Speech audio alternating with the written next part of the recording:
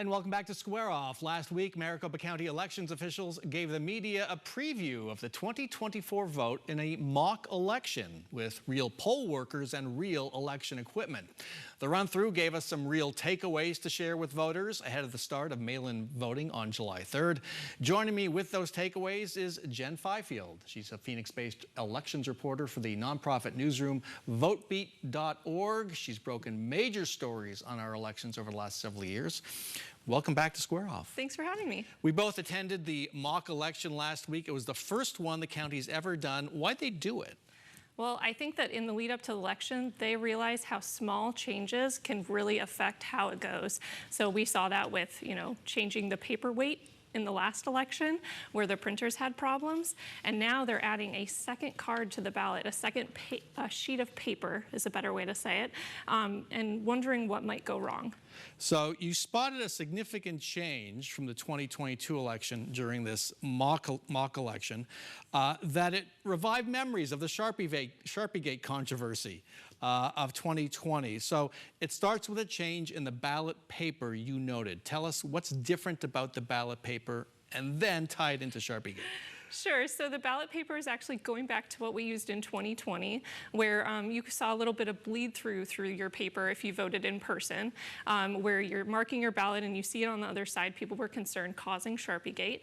They changed the width of the thickness of the paper for 2022, which caused the part of the printer problems that we had, and now they're changing it back to. And so yesterday I looked at what kind of pen are we using and will we see that bleed through again? Okay, and the printers this year, we should add, are all new as well. They replaced all the printers. Hopefully that should take care of the problem. So yeah, you did your own test on Sharpies. I was surprised to learn people actually use Sharpies to fill out their ballots, but you did your own felt pen test on this ballot, and what did you find? No bleed through. We're good. We're good. No SharpieGate 2024. Well, don't say that.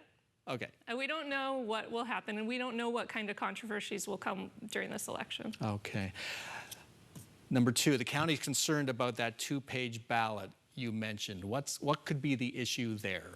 Well, I've been talking to election administrators across the country, some who use two-page ballots all of the time. Poses lots of problems. Of course, it increased costs. You're going to spend more on mailing, postage. Takes more time for people to fill it out. If they make mistakes, they're going to have to redo 2 pages. People could try to tabulate both of the pages at once, which happened in Harris County, causing paper jams. When we're calculating voter turnout, we can't just say 1 page, 1 voter. When we report to the Secretary of State, it's going to mess up our turnout numbers. There's a whole host of problems that election administrators are looking at, part of why they did the mock election. And this will be an issue in the general election, not the primary. Yeah, let's be very clear about that. In primary, you're going to see 1 page, and November, potentially 2. We're not sure yet. Okay, and lastly, there's one more thing elections officials are worried about, and something out of their control. 18,000 people who registered with the No Labels Party here in Arizona will get a blank early ballot if they requested one. They might be shocked. Why is that happening?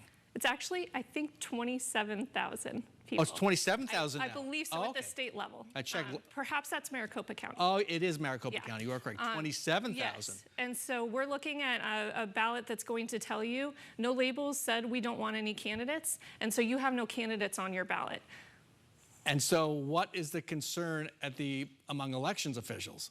Well, the reason why they're still sending these out, in part, it's not that you have to send them out under state law, but they want to make sure that you get your voter history counted. If you want to stay on the early voting list, starting this election cycle, you need to be voting with your early ballot to stay on that list under a new law. So it's all, again, ordered by the court, right? No Labels didn't want anybody else on the ballot except the president. They couldn't line up a presidential candidate, and so there's nothing on the ballot. How concerned are elections officials about voters' individual reaction? Because that could be crazy. Well, I think they're going to work on voter education. I think what it says on the ballot will help if you look at the language. And I think that they also are going to be tabulating. They're still going to be counting the ballots if people turn them in. Let's see if they do, though. That's a strange thing to put a blank ballot in the mail. Oh, boy. One more thing to watch. Jen Fifield, great coverage as always. Thank you so much. Thank you. Well,